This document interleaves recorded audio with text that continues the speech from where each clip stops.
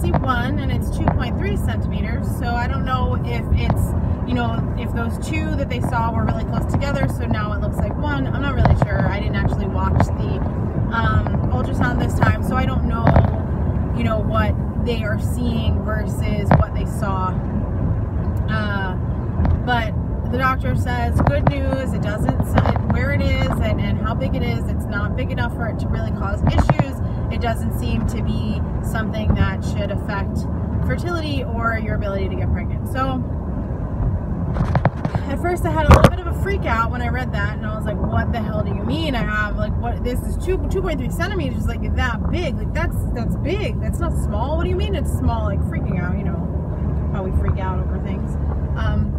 But then yesterday I was talking to my friend, and she's in her 40s, and she's actually pregnant right now with her second child, and she has a fibroid. So she said that she was told the same thing and not to worry because it's, you know, it's actually normal, and people do get them and whatnot. So this thing is supposed to make it so that it doesn't do all that bouncy stuff, and it's totally bouncing. So I'm sorry. Alright, anyway, so that was one thing. Then I was looking at my insurance coverage because I was like, what, how much is this all going to cost me? Like, I really need to be proactive here and check out how much is this really going to cost. So I go and I check, and nothing is covered. Insert lovely photo right here of what it says. Alright, so basically I had a minor meltdown. I was gonna do a video, but I just couldn't stop crying, so I was like, you know what, I'm still new to these videos, I don't need them all seeing me hysterical crying, right? So I was really, really upset, and I still am sort of upset, but I have new news. So yesterday, my husband and I were looking, and we saw that his insurance actually covers everything 100%. So infertility, treatment, surgery, everything 100% covered for him. Let me try to fix this. Hold on.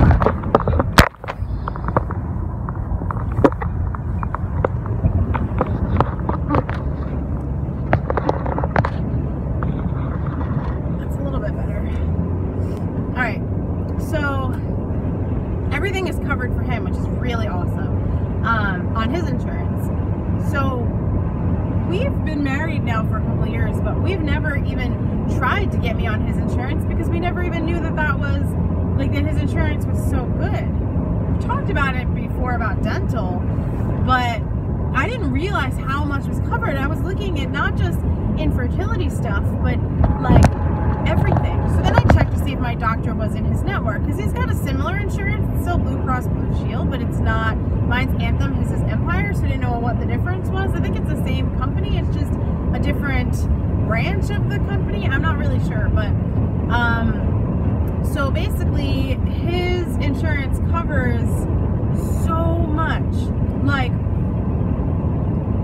so much. Like, compared to my insurance, I have to pay like 30% of everything, like always.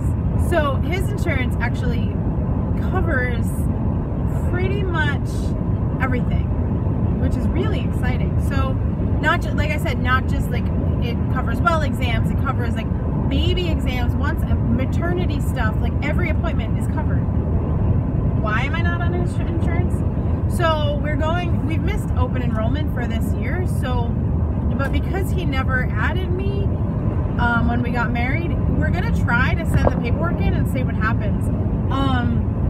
If the paperwork goes through, cool. I think we've decided to do the testing that my doctor has recommended, so that HSG and the blood work to start off. So we've decided to do, and then he's going to get the semen analysis and the ultrasound, and we're going to do that regardless. And then if there is a problem, then we know what that problem is and we know what to do going forward. If there is no problem, we're just going to continue trying. If the insurance lets us change the insurance and lets me go onto his then cool, we can go ahead and do whatever it is that we need to do, whether that be treat or just keep trying or whatever, or medications or whatever the next step is. If his insurance says, no, you have to wait until open enrollment, then I think what the plan is going to be is to find out if there's something wrong, so that if we find out there's something wrong, then we have a plan of action come November when open enrollment is. If there is nothing wrong, then just keep trying until open enrollment, and then continue on with testing or medications at that point once we can get me on his insurance.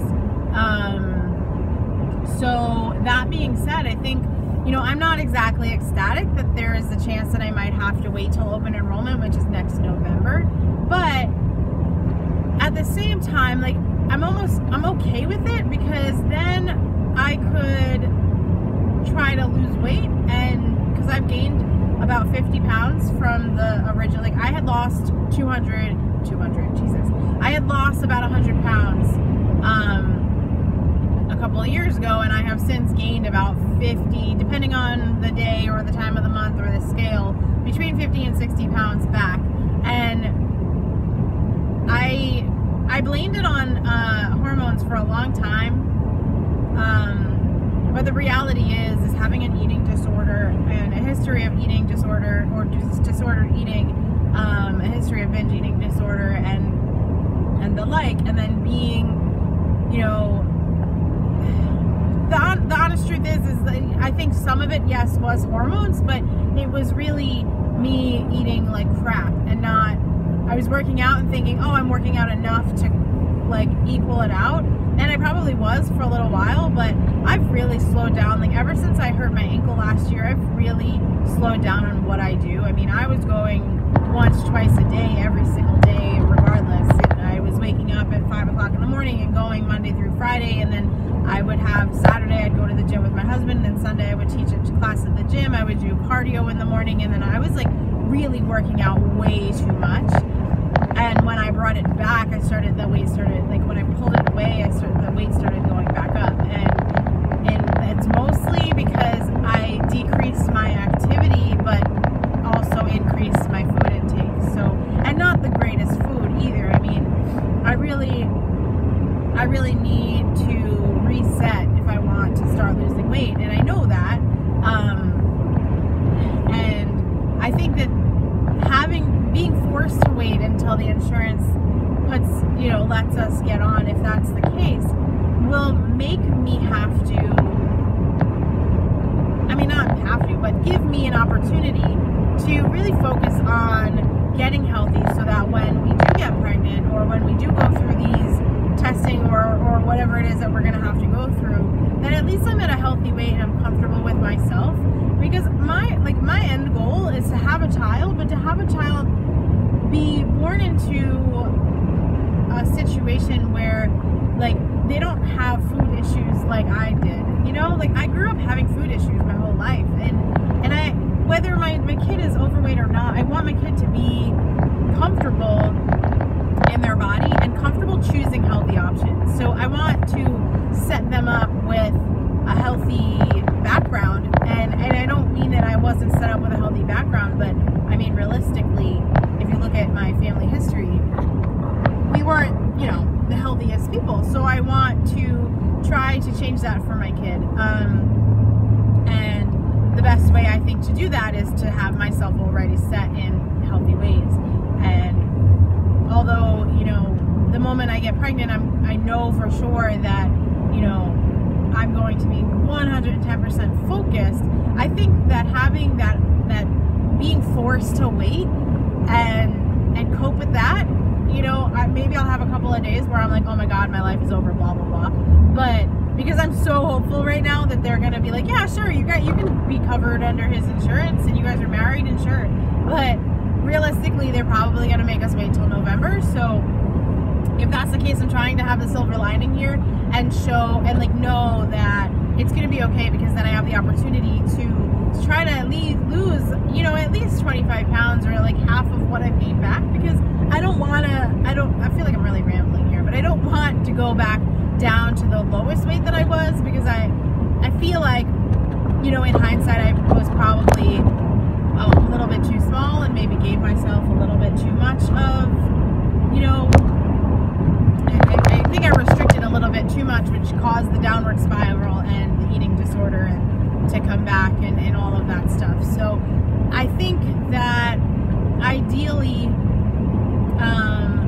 if I have to wait till November, or if we have to wait till November, that we'll really focus on nutrition and really focus on getting healthy. Both my husband and I mean, he's pretty healthy, but there are some things that we could definitely change. And I see some really good changes happening. I mean, he might be getting promoted, which would be really awesome. And there's some things that are happening kind of now that financially, which would be really cool, that could start happening, that might alleviate some of the stress of you know, having a child in the future and getting all this testing and possibly medications and who knows. I mean, knowing that things are covered with his insurance makes me more inclined to be like, I might maybe possibly be okay with going the IVF route if that's the only option. I don't really want to go that route. I really, really don't. I like, ethically, it feels wrong to me. Like, it doesn't feel like that's the way that it's supposed to happen. But in the event that that winds up, you know, my tubes are blocked or something, and that winds up having to be what has to happen, then I feel more comfortable knowing that financially we will be, it's not, it doesn't have to come down to finances, which was really stressing me out, because I feel like everything in my life has always come down to finances. You know, oh, you don't have enough money for this, so you can't do this. Oh, you don't have enough money for that, so you can't do that. So, you know, saying that my insurance, that his insurance may possibly cover all of this for me, really makes me feel better about making the decision for our relationship, for our future, for my body, and deciding what is, oh my God, the light is so bright, deciding what is right for us.